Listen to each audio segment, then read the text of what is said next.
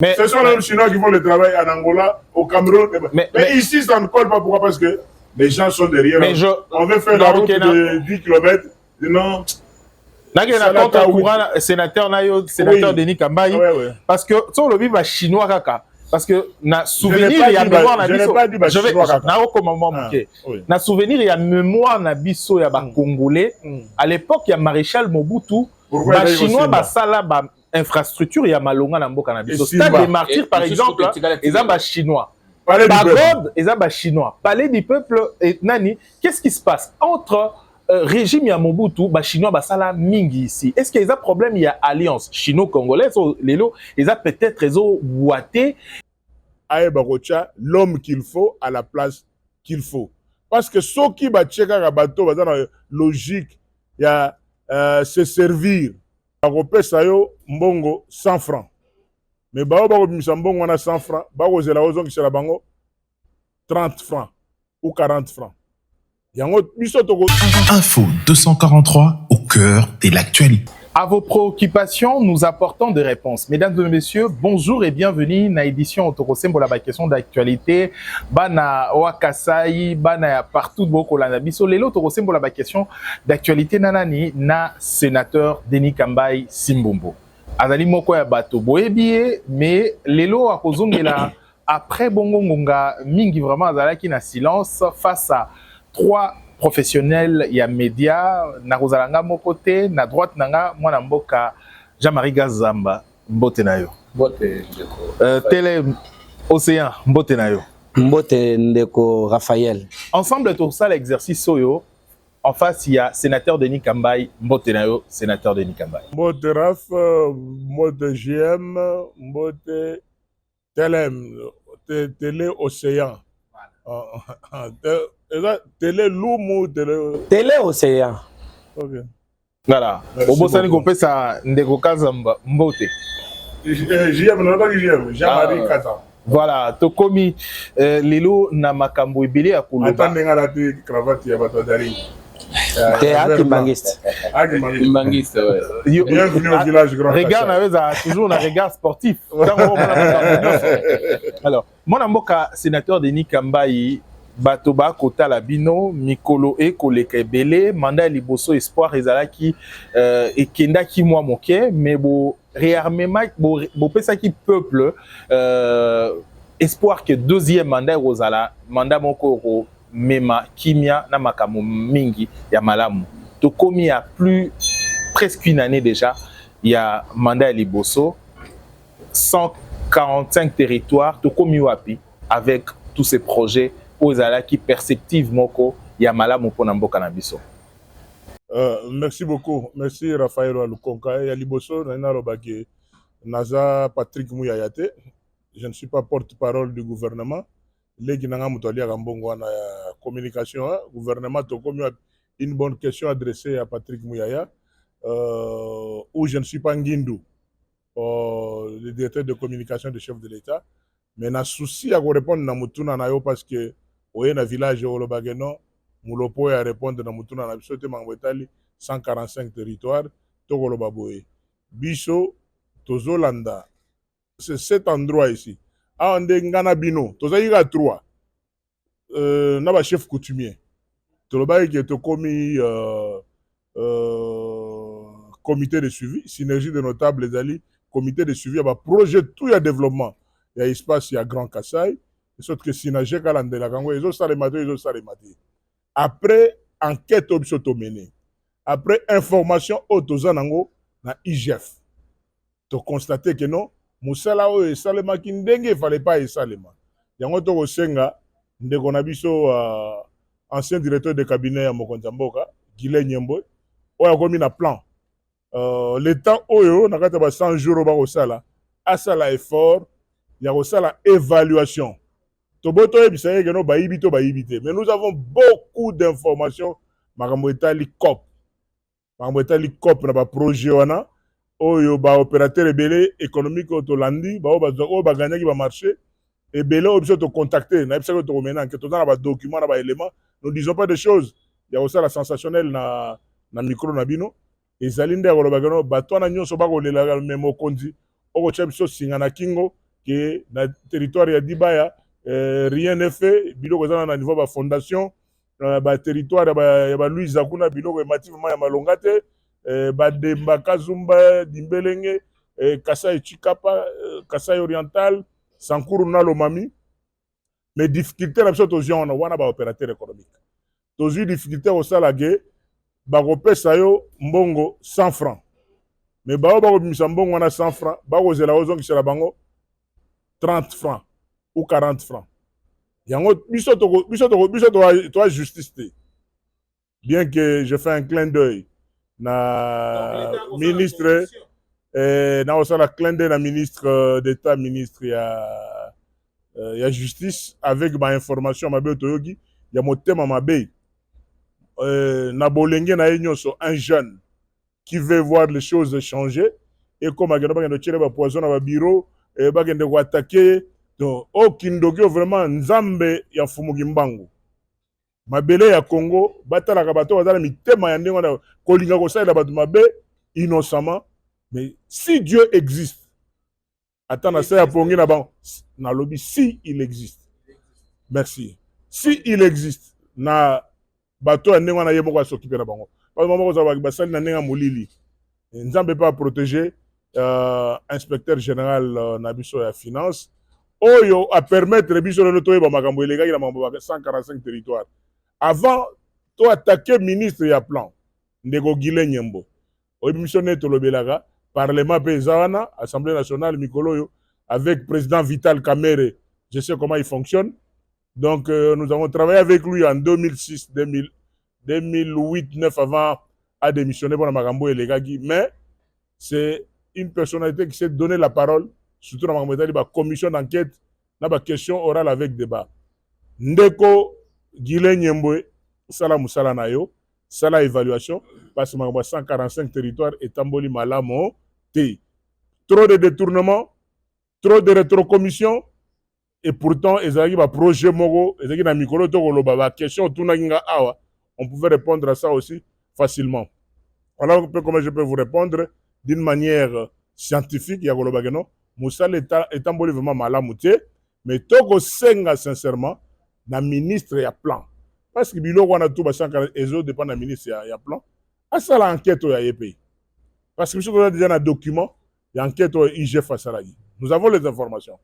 Mais le avant tout tindigango geno ba interpellation ministre ça Moussa Nae a changé ba données de sorte que les opérateurs bazar ba marché pourquoi ils n'ont pas fonctionné comme ils devaient le faire parce qu'au finish au retour na ba coopérant en até au retour na président de la République donc la biso to ndimi geno to sala na suivi à makambona vérité et eba. Alors la question ana mwana mboka kaza mwana mboka Denis Kambai obe makambo osili muchiluba na bwalto mwafu mukujamba mwabe mutulitungo lutatu luginalo chifapu cha Kasai bwa kujuka bitangila lui bakulwa bibaji bya bulaba 145 heshinu kama na 85 don sholom shindu mfumaito mufile bulongo lochi kadi nyeu tumvwa lumu mpatuko kuma kinkuwa bienze di bijana biobi mwapi bivu bifila bwa ne chilejelo chifwa bifila bulongo loji bwa jilo bakulwa jilo wa kalamba mbuji lelweo bifwa bwa midimionso tumvwa ni mbimana kadi nyao tumvwa kabidi bwane mu bulongo loji bwa lui bakulwa 145 territoire bienze bijana biobi mwabi biani bakufeisha makotalukama gilolo uhinga jewe makumwanda mutegete muji mwabi jengano yikwenze wewe makumyasatu pinyo padibi yebikana na kwao mbwani bulongo ndi bwa 145 territoire ni buloka bidwa ko to ni franc ya riba kwani peshi bifot bibula bionsu bishara bya mushinu byo bya parce que la Jean-Marie Kazambo bol konko le bulongo shinga mukon njingama ne tuvuna no nukuchota mu village Grand Kasai yemo utuvamba bwane kato ambakulekele ka bijibivi ni banko vyongo baje makutambula mataje ka bebesheto kibalu ka tibanga ta can de pouvoir wetu avec l'accompagnement ba autorité traditionnelle ba espace au Grand Kasai donc mon demande tout inspecteur général de finances tout cas déjà un rapport wa mushino du midimo ka imiende bimpeto mo espace au Grand Kasai mujim mala yeta un projet à 145 territoires rapport tout cas dinendeo tout lombo bwane moi ne tu Gile Nyembo ou du ministre d'État couplant un c'est bien de mujum parce que bien que ça peut dépendre du ministère wa plan bon tout le monde boane baji baje mokuto muntomo mbangani chance zambi moboele mfumwa jitunga muteke mwana etu constant mutamba uji ubalwanga nyisha baso no kwenzele bibi ton ma poison no ma image ku bibi ton ma réseaux sociaux ma télévision tout le monde muzambi bon zambi amusamba mukwatishe waye kwambulisha jitunga jetu mfumwa jitunga kuma botu bimanya na bwalo banto bo veza muji mwa mushindo bikala complicité ni ma réseau ma shilishilangane wa bikala babanyanga na jifoeta kadi mpinjo mutu kama no bivi ni banko vion kibobo abo ni mikandi tuinaye iji muntu no ambiro bwana to fumu même va empêcher 1 million mon 1 million va me j'ai 300 000 400 000 qui mu kibolo ka miji mishi moi mishi c'est ça la vérité katika to baso ni bipotu mukana mo etuto mukelenge ministre wa plan anga ta responsabilité yebe chana na ujo bukulo complice ni bon so bajimu chaîne wa jipotu jamala makutao ko etukuju ko ndo kufa anu kujibana babena kasai bo bonka yabo muchi mamupi l'ennemi du Kassaïen mon vumbi à moment mission ko c'est le Kassaïen lui-même parce que tellement quoi je comprendre to beaucoup de chemin boy ko fila possibilité wane 145 territoires yend y compris territoire ya mwenu mukasai mais pas du monde le kabi bien de to quelle est la sanction ba en tout cas me sonner tout bien beto ki baluka nyomene alerte tout lancé ma contacta tout dina tout en bon montre montu enzimuji mwende ministre de la justice kamba ko birigele to mukelenge inspecteur général de la finance kamba ko birigele to ni fumoji tunga mubitanjil bwane les erreurs du passé erreur il y a 2019 à 2023 quand il y a gouvernement de 2024 à 2028. Voilà. Telem. Ouais, merci Raphaël. La question, parce que le président de la République doit être en Chine. Vous pouvez carrément aborder cette question. Oui, c'est d'ailleurs là où j'étais, malgré le projet 145 territoires, qui est d'ailleurs un projet que je vais appeler une souris morte, qui a accouché une souris morte parce que nous devons nous dire la vérité. Honorable sénateur Denis Kambaye, vous êtes le président du Grand Kasaï, mais un fils du Kasaï dirige la République, mais il se voit en Chine aujourd'hui pour encore deux autres accords.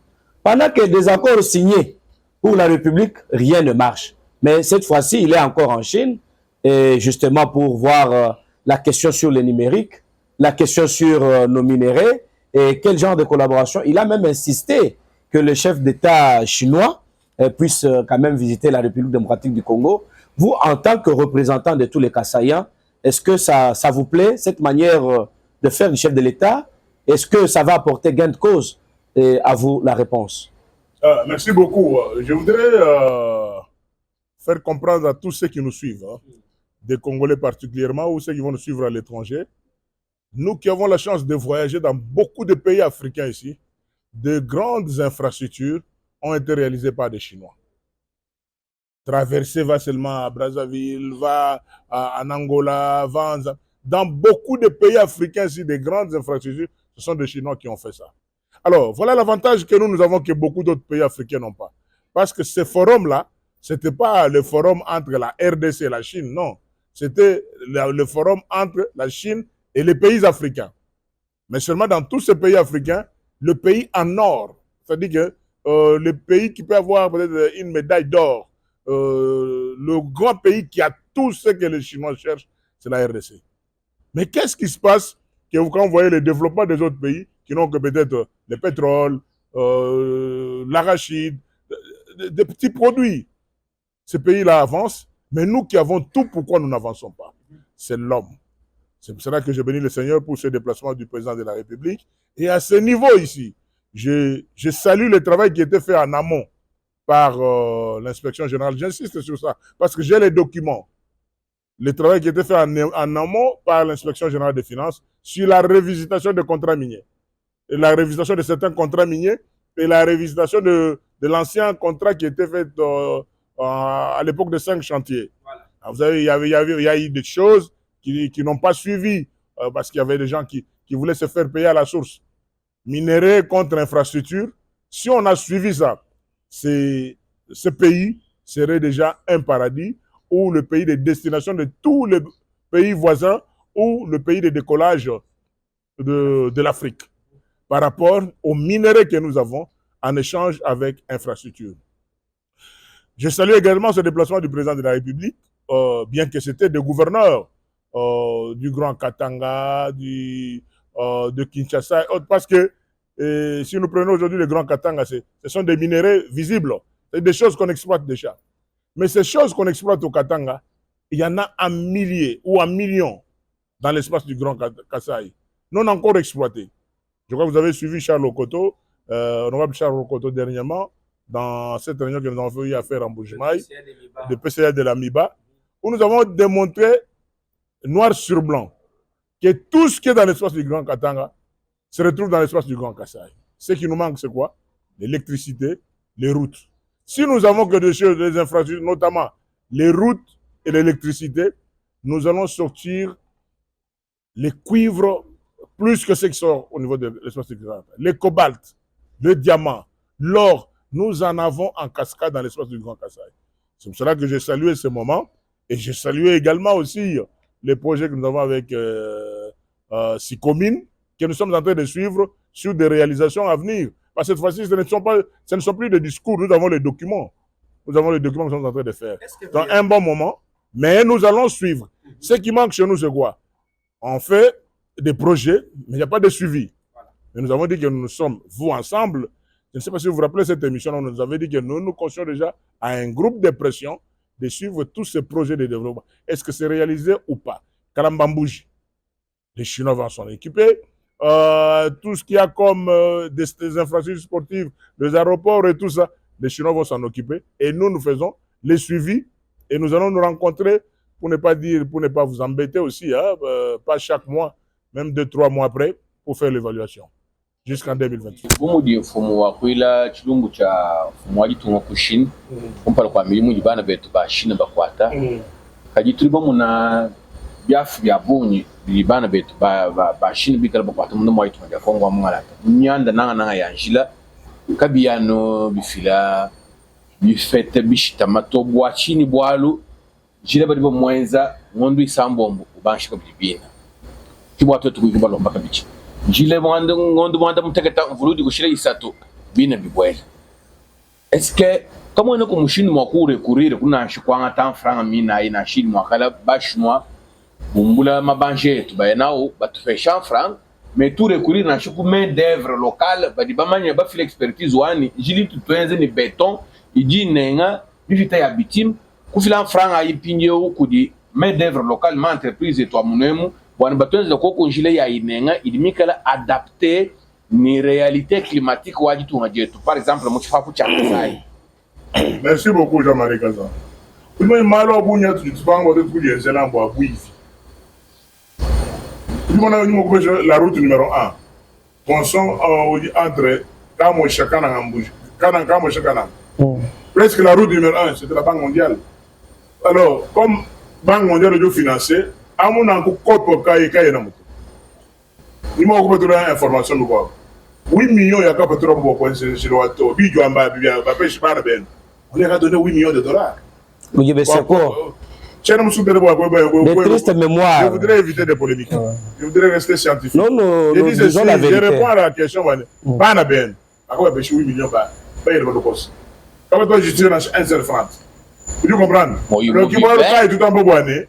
Ba chinois ben c'est mudi moi mais bika ne va contre-mettre le contrôle managérial notamment OVD ni office de route. Nous avons quand même bon ben ça 100%. Il faut quand même à travers le ministère ou infrastructure ba Londres ba ben ça mo etakai. C'est ça le problème. Ma information à bout tu na bo kache to ba mudi moi pour Londres le maro projet. Ba toi du ben zemi du mu chinois ya bien de parce que ce sont les mêmes chinois. Ba du Congo Brazzaville. To kuma système du Congo Brazzaville. Ce sont les mêmes chinois. Ba du Angola. Mais ce sont les mêmes chinois qui font le travail en Angola, au Cameroun. Mais ici ça ne colle pas pourquoi parce que les gens sont derrière. On veut faire la route de 10 km. Non. Nagena contre courant sénateur Nayo sénateur Denis Kambayi parce que sur le viva chinois kaka. Parce que na souvenir il y a mémoire na biso. Je vais na comment manquer. Na souvenir il y a mémoire na biso ya ba congolais à l'époque il y a maréchal Mobutu ba chinois ba sala ba infrastructure ya malonga na mboka na biso. Stade des Martyrs par exemple, ezaba chinois. Ezaba chinois. Palais du peuple et nani, qu'est-ce qui se passe entre régime ya Mobutu ba chinois basala mingi ici. Est-ce qu'il y a problème, il y a alliance chino-congolaise lelo, ils a peut-être réseau boité. Est-ce que ils a tozo zwande par exemple ba prisonniers chinois ne ba ya otonga awa po depuis 5 chantiers ti lelo bilo onyo so batonga et c'est Kofi futu na futu foutu 5 mois 2 mois 4 mois le roi bana ba chinois biso ba komo ba bilo ba chinois ou la raté alors que na période à maréchal ti lelo ezali. Mais ce sont les mêmes chinois, ils n'ont pas changé. Quand la bataille n'a pas mis justement, ce sont les mêmes chinois. Vous avez des prisonniers chinois. Les chinois, le problème est qui est derrière ça? Qui fait le suivi? C'est ça. Parce que les chinois, on les associe. Il y a toujours une agence où ils sont chargés de suivi. Je dirais que Magamotali, Voirie, et la ville Nabiso.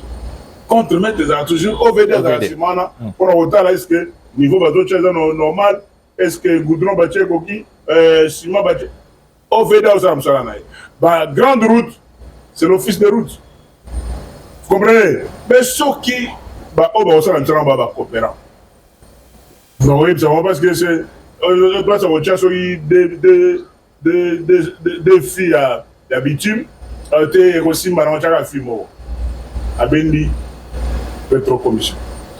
Vous comprenez? C'est ça le problème. Nous devons avoir des hommes conscients pour que nous puissions avancer. Alors, toujours la question, s'il vous plaît. Question na linga la peto ngaki totu na yango pona ba Congolais ba Kolanda. Lelo alliance wana elo koni ni torozela comme retombé na makambo matali alliance ya Chine na Congo ba tata mokonzi akei kuna na Chine actuellement. Merci beaucoup Raphaël Walukonka. Na komisi nzambe mingi ndenge mokonzi mboka a participé na forum wana o ba président ba payer belé kindai. Na ba payer ba zaka na eloko te na sama belé na bango, mais ba teka biloko ba voisin, bango pe ba kindai. Mais na masolo ba yo comprendre que non kolondako. Plateau ba doya oyi ba za bise RDC. C'est le plus grand pays producteur, il y a autant de minéraux. Il y a des gens qui ont été en train chinois. Il y a permettre que nos voyages que Hermo Kondanboga a Rozonga Awa. Aye Barocha, l'homme qu'il faut à la place qu'il faut. Parce que ceux qui va checker un bateau, dans la logique, il y a se servir.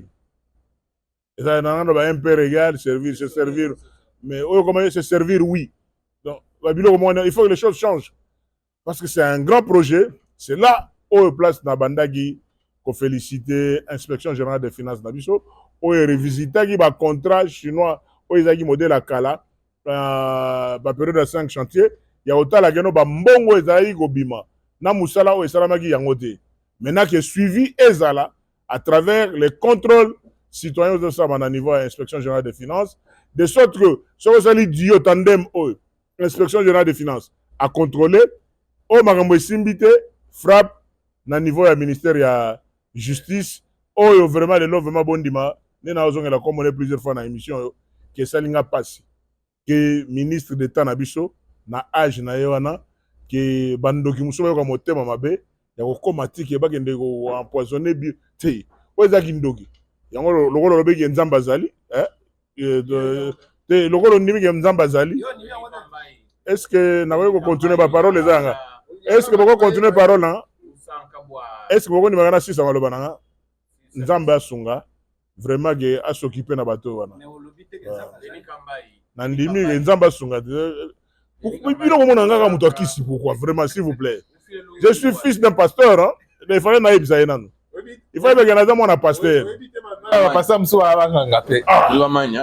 Vous avez l'esprit de démon, vous avez le démon Jésus, il doit faire ça le miracle à ce moment-là Belzéboul. Je suis fils d'un pasteur, na Bible banda Genèse et Apocalypse. Biakana. Usanka bo alwendulo a Félix Tshisekedi mungi tunga ja Chine. Wamba ni bobu balo kumeku ni ba chinois. Il suffit watu etu balu teka suivi. Malo adimo akwakana. Wele Gilles alingete bilo kumpala kwa IGF. Wa mulimu di mukala ukwa.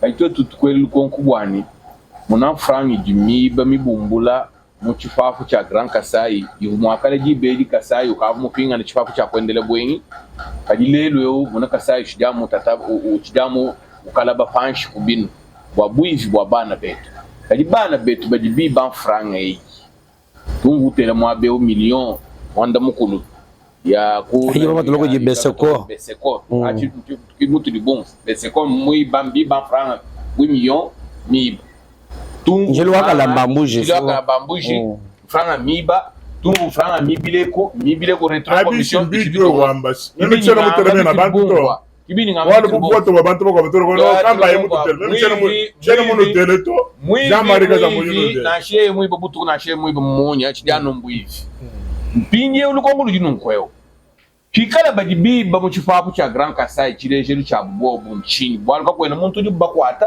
kakwena muntu di ba interpele na shibwani afinga je kuna shimike sai bwana muri mwenza gato chiri mwakutu chajigile bwana muri mfumu ikakwata kushina wakutu twajeka matanda ni mwakwibaka nimbi baka bimpa nchini bwa bavu kumpala kuchengelu mbiba benda na ipinye baka nimbi bombo bajiteka baba bigile mu France ba into shab. OK, bavu do kumpala mutambo vu ministre wa justice. Ah, mo haji ministre wa justice kene mo kwa kako kabalo bilo kaka to nywe be jibwane bavu do kumpala mutambo vu ministre wa justice an binye bibi jingani anu mutambo ye ko bo ba kwa tani peshi ani mutambo lo abudu mo akuka kwa ngole bibi bwani bani pinga cha kumini mkesi bibi ouais oju pinga na mu histoire wa ancien testament to ka di mu nouveau testament to ko on peut pas sika ah bibi babi abi mana bi kushimina bi aina na mwamba na ko ngambi shimwe mwamba mwamba bwane dossier yo swai Fumushimo bwana badi mozolo ma tiroir. Vous bien on va ouvrir les placards. Ni baka una placard ha finga yesu fabula bai. Peji ngala ka chibu. Bueno kama ne ojun to ne yimu ka chachi ko ata fumu bo wene de. E kumu kuma me fumu signal. Pas d'information na kwa kola parole wende.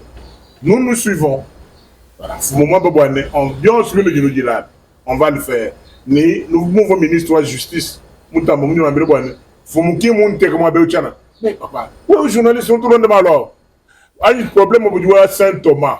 Wana sema je fumwamba kuita bato ana waje kuteta mwina kwa samu tamba to anji mwina kufinga ne kukacha wala mwina wewe mu bakwa tanga. Kabya ngala ho ko myadi yankuche. Dwe to bene bakose sha ko chimwaje kali nkuchi ye mutu ngam kujila kwa mwaje. Leka la bwikala pessimiste. Kabili kulo bubula batu mutele mu mesos. Leka la bwikala pessimiste. Wal mesos suma foni mpuishi. Muka sai. Mutamba uju j'ai la ligne to uju tu vas te rencontrer. Raphaël, Denis Kambaye, excusez-moi, je sors un peu hors de l'émission. Bon, des fois, vous avez toujours une tendance de croire que Théodore, c'est un canular. Non. Bat Lukwebo était en conférence. Ça, c'est mon émission. C'est notre émission. Je suis votre invité. Je sors un peu de... Vous n'avez pas une émission ici. Vous êtes notre invité. Est-ce que vous savez que vous êtes au village Grand Kasai? C'est notre plateau. C'est notre plateau. Oui, c'est votre plateau au village Grand Kasai. Il ne faut pas chercher la porte pour sortir. Et c'est moi votre invité. Et ici sur le plateau, je parle de moi. Denis Kambaye, vous êtes au cadre de ce regroupement politique, AFDCA. Ouais. Après plusieurs mécontentements, après plusieurs cris, et surtout de détresse, enfin l'autorité morale vous ramène à l'ordre. Je ne cesserai jamais de tenir Tshisekedi à la ceinture. Mais tous ces mécontentements, vous qui aujourd'hui vous vous dites, vous ne nous êtes pas retrouvés, est-ce que cette décision est la bonne pour la marche de votre AFDCA? C'est une question hors commun, mais donnez-moi la réponse. Ce qu'on appelle un train, il y a toujours ceux qui tirent le wagon, ça s'appelle la locomotive. Pour que le train ne puisse pas dérailler, le train doit suivre la locomotive. La personne qui a parlé il y a quelques jours, c'est le président statutaire de l'AFDCA. Il y a AFDC et AFDCA. Et voilà, étant parti politique membre de l'AFDCA, Nous devons que suivre ce que la locomotive a à dire. Donc attendons le congrès. Nous sommes dans l'union sacrée. L'avenir entre les mains du Seigneur. C'est clair. Question moquée dans le sujet. Moi, je suis Steve Mbika ya kolobake boko sala tata moko di chantage. Politiquement parlant, on a vraiment tout ça débat dans Steve Mbika. Sincèrement, on a ça débat dans Steve Mbika. Ils sont sérieux. C'est mon frère, je l'aime beaucoup, mais... Pourquoi ça débat c'est pas? Mais moi, je suis politique. Il n'est pas politique était. Non, mais il y a des syndicalistes. 3 fois député national. C'est ça, on devient politique par rapport à ça. La circonscription, il y a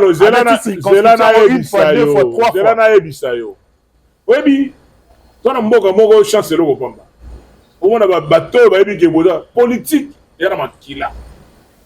Moi, j'ai commencé la politique à l'école primaire à Nungade dans ma tête. Comment ça? Dans l'année 71-72. Au bâtiment, sur la bazar. Comme sur le côté, na polémique. Mais moi, je suis politique. Et à l'université de Kinshasa, leader incontestable. Maréchal Mobutu dit que je prends congé du impère. Mais bon, ça, c'est pas mon condition. Je n'ai pas le temps à perdre, à faire des polémiques. La bateau, politiquement, dans le niveau moté. Moi, je suis politique. Réponse. Beaucoup ça chantage pour la Chine. Dans le chantage. Et je vais répondre à qui? Manan. Il faut que vous en face, vous répondrez. Denis Kambaye. C'est un débat. C'est un débat contradictoire. C'est la politique. Il y a un beau chaos, il y a des arrivistes en politique, vous comprenez? C'est-à-dire que moi je suis politique, je n'ai pas le temps. Et donc, au moins, autant que je suis est-ce que vous avez brave de ça? Azalaka. Oui. C'est là. Président parti mais oui, mais vous avez mais on est pas président parti nanga. Comment dit pas na mai belé na comprendre na mboka na biso. Ce qui m'a se retrouver dans ma soloté à comme écrit. On comprendre? Mais nga ba tout bon ba benganga.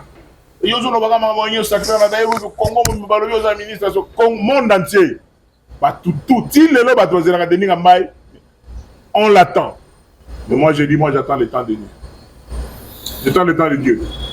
Lelo a Jésus Poussana, Nicolazo Kende, na évité, il y a Nzambe. Je n'ai pas le temps à perdre de faire des polémiques avec bateau politiquement. Denis Kambaye. Niveau. Pas du moins wa kuila chino mucha union sacrée to ambe tout. Ouais. Une beni union sacrée quand une ambuli chanfu mwajito. Bali bambuli chanfu mwajito kimbo ya kupenda, kimbo ya kweli myoji mushingu kwa somutu. Chile cha Modeste ba chilikwebo. Mon nom dit tatoué mon péché Félix Antoine Tshisekedi Tshilombo majorité parlementaire en 2018 to 2024 ko tonje basonga. Mon nom dit au en 2023 où l'on a une force politique monena quarantaine de députés nationaux, autant de députés provinciaux, autant de conseillers communaux, n'en parlons même pas. Wangata bonsoir ou péché Félix Tshisekedi bwana tatu. So mambukelenga mbobo muntu ka kotatisto. Kajano Modeste ba chilikwebo duenzi bimpao kiwa kushifa kwasibi nguma kwa kujingile bidye kwa kujinga anubwa kumusonga kaja ni mfumo wa gitonga chidili chimpa ncho chachi pa jibene gitonga binje bwana banu feshi gitalala bwana ibaka gitonga nyeye wanu feshi force politique wende bwana ibaka gitonga mo gitalala nuka ika binuka baka bijuko mushifa ko mujibyo anu mujile muko ngo ko manu mujiyonto muntu ngo le meji bwana bajiba shifa muntu mushendo kampani tunkwambira ngambulo bwana chiton soupçonné bijimichi ma muntu. Je crois que professeur va dire clairement, moi, je vais remettre pour sa gestion en du tout. Attendons voir. Parce que c'est un message destiné pour du Fumoi du tout. Attendons voir comment Fumoni Kalchako. Parce que la vérité est que parmi tous sûrs, mon union sacrée, même tout le monde de toi, il dépasse ailleurs. Non, mais président, même tout le temps, il y a un monde qui est sincère, Djibadia, président candidat, c'est parmi les premiers regroupements pour vous prononcer, on a dû soutenir sur ce plateau. Mais Biabou Chalambinyo, sans entrer dans les polémiques, alors, la question sur la problématique des émoluments des sénateurs sortants.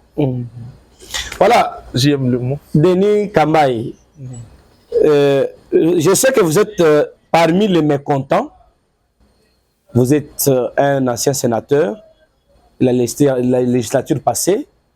Jusqu'à présent, j'ai vu même les députés qui sont d'ailleurs qui ont passé nuit dehors. Ça fait pitié.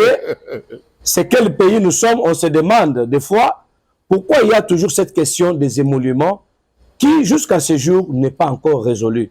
Et quand vous allez me répondre à cette question, je vais descendre encore rapidement au Kasaï central.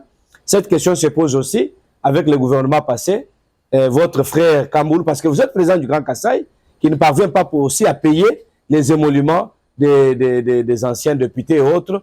Pourquoi ces histoires? Pourquoi ici vous bravez la bravoure de Gilles Alinguete? Vous dites que non, il fait bien du travail, mais tout cet argent qu'on amasse là, ça sert à quoi? Ce sont de l'argent plutôt qu'on garde dans des coffres pour dire que nous avons atteint tel montant, tel chiffre, pendant que le député, le sénateur que vous êtes en train de quémander sur votre propre salaire. Vous quémandez le salaire. C'est un danger pour la République, peut-être, si vous avez quand même un mot à nous dire là-dessus. Merci beaucoup.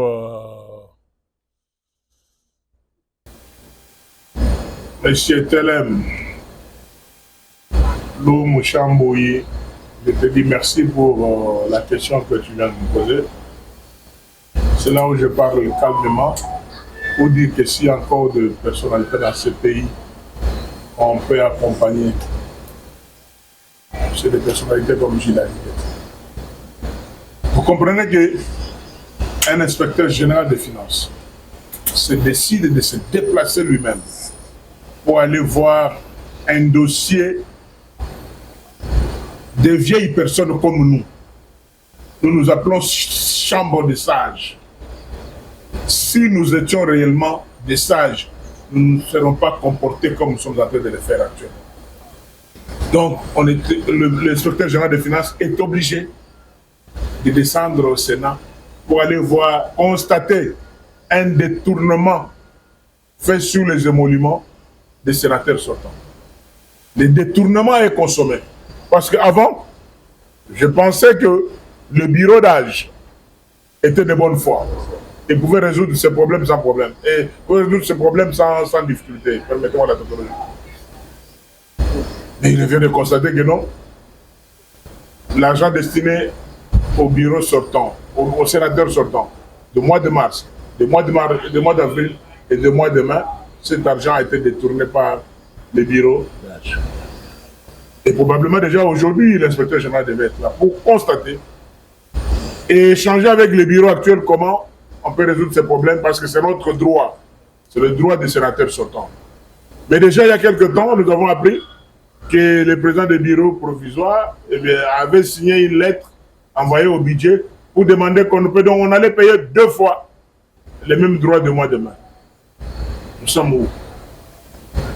Nous attendons, nous reviendrons encore par devant vous si le dossier n'évoluait pas, mais c'est à l'occasion, au nom de tous les collègues sénateurs de la dernière législature, de dire merci à l'inspecteur général des finances qui s'est mis debout pour suivre ces dossiers pour nous, mais quelque chose qu'on pouvait éviter.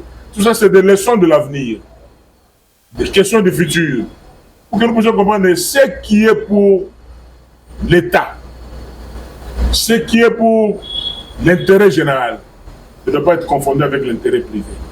Ce n'est pas normal. Ce n'est pas normal du tout. Attendons voir.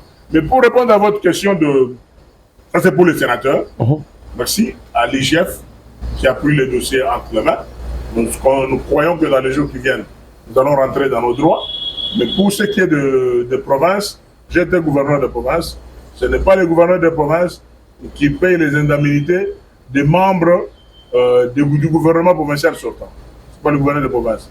C'est toujours le gouvernement central dans le cas de la rétrocession.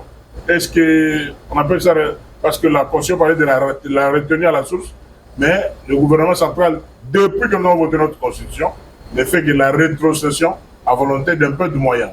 Donc, je crois que le gouverneur Kamboulou serait en difficulté. Il n'a pas ces moyens pour payer au gouvernement central. Mais peut-être le gouvernement central puisse y penser. Voilà, Théo. Question à Congolais, na sujet à l'émolument et à sénateur au Bimi. Et zali détournement au boko benga détournement na niveau nini qui n'a détourné. Et zali au bobimi to yo ba koti lelo ne ba détourné. La constitution comme ça le Barabou Raphaël. Sénateur ba ponagaï. Aba député provincial. Mais pour bandago bénéficier ba avantage na nyos. Pour la confirmer, il faut valider mandat na na Sénat. Il y a une validation à sénateur pour le mois d'avril et ça mis le mois de juin, le 6 juin. C'est que ceux qui continuent à être au Sénat, ils vont doubler le mandat, mais les tigres vont continuer à faire le Sénat ou le Sénat sortant. Mais il s'est fait que, les 42, les 36. Ils ont un calendrier. Mais ceux qui ont doublé, comme tout le monde, ils ont fait les 20. Le soldat, c'est les 20. Mais si on met le 20, vous doit se guider. Et il y a comme le 40e. On va tirer les 30, vous doit faire l'idée. Il y a le roi, c'est que boulot, on a un esprit qui va compter dans les mois. Ah, papa, on va faire sur les 30. Les 30 au président, les 31 au président. Donc ça va les 32. Les 32, les 33, les 38, les 39, les 42. Tout à l'année, au foot. Tout ce que Raphaël, mais ça passe. Il y a un des Samaïs, non?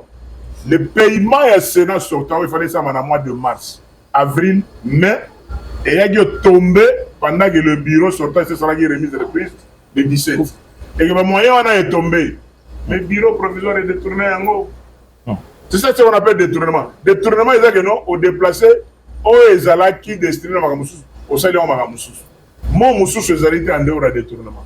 Mais maintenant, on est là, mon conseiller à l'inspection générale des finances, tout le monde en est aussi Salikambo. C'est la place de Téléméli.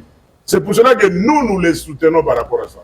Nous les soutenons par rapport à des marches à pour la mission de avoir des 100 voix. On va tous nous les soutenons par rapport à ça.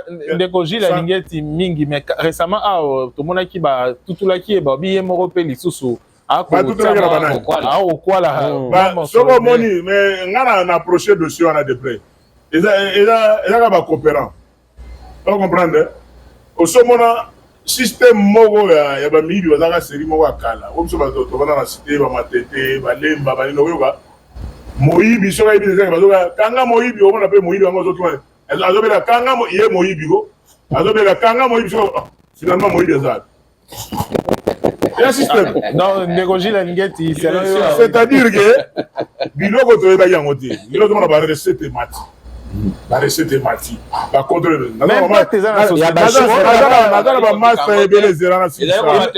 que vous permettre de gagner 6 émissions dans vos agents? Il y a des chiffres. Il y a des journalistes. Pour le moment, tous les jours, il y a 40.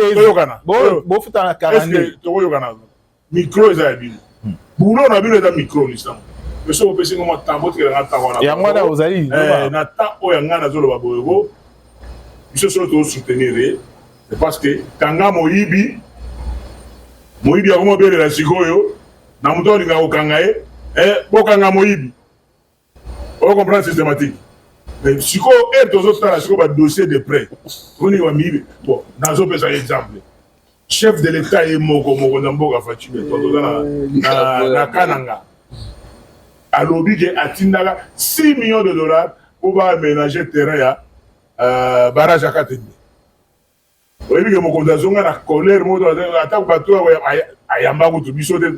Comment on envoie là? Les gens de tournent.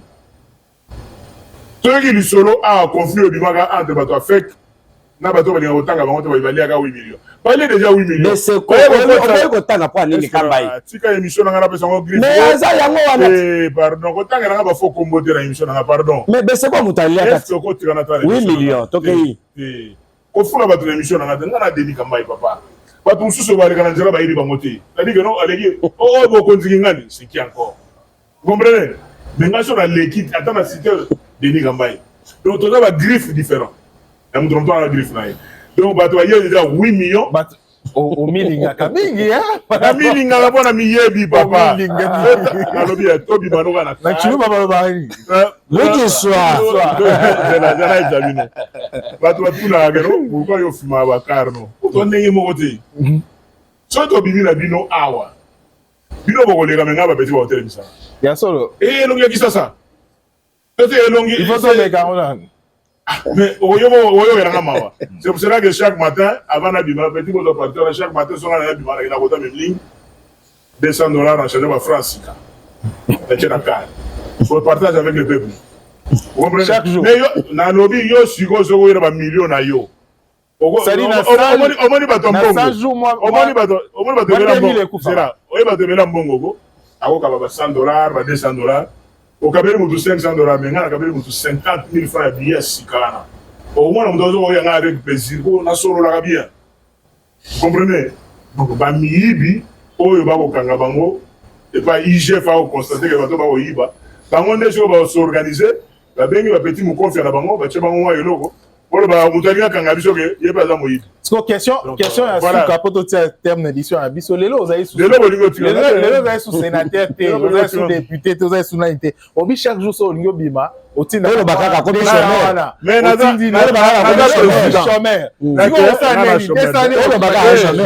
nada chômeur na président na président président oh mais na président Grand Kassai na sa président donc rétrocession bima na lobby boy na éviter que la président te wana ya mbongo ba contribuer ya ba so na tout le pesa mobilisation na Grand Kassai to na sa président oza président et président the number one na biso le bana le bien oui de colonel so so là quoi tombolos ils ont espace ni elle espace de Grand Kassai mais il président batunyoso aza président batunyoso mais yo za ne président à Jésus de Nazareth bande ko na to yo kana bien allez faites de toutes les nations les disciples en se commençant par Jérusalem. Mais Nazareth a zana chef coutume na ye. Oui, fierté na ngeza, lolendo na ngeza la ndeni. Ata bolingi je suis président. Ah donc indirectement ngolo ba ki après sa contribution le chocho. Merci pour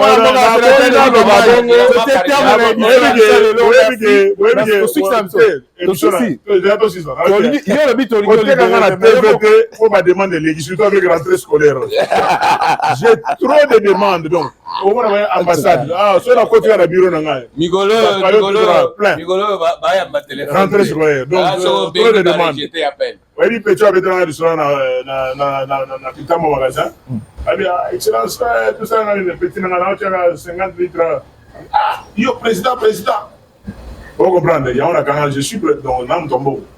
Merci. Si vous avez un espace au Konza, et alors on a vu Eguake Omer, na Syriana. Il n'y a pas de président. Mais Syriana, non, il y a moi malade, moi. Yo lingana l'action bulletin yo dans Zibo na boya voilà c'était comme la sous édition à biso merci pour votre disponibilité merci Raphaël merci comme la sous édition à biso merci na ba congolais bolandi biso vous avez la possibilité ceux qui besoin qui biso en ligne boroki ko landa biso na internet également sur Info 243 na ba média nyos bolandi biso na télévision merci Nabino merci na disponibilité na yo sénateur Denis Kambai commune na Souka édition. Merci à toute l'équipe technique. Info 243 au cœur de l'actualité.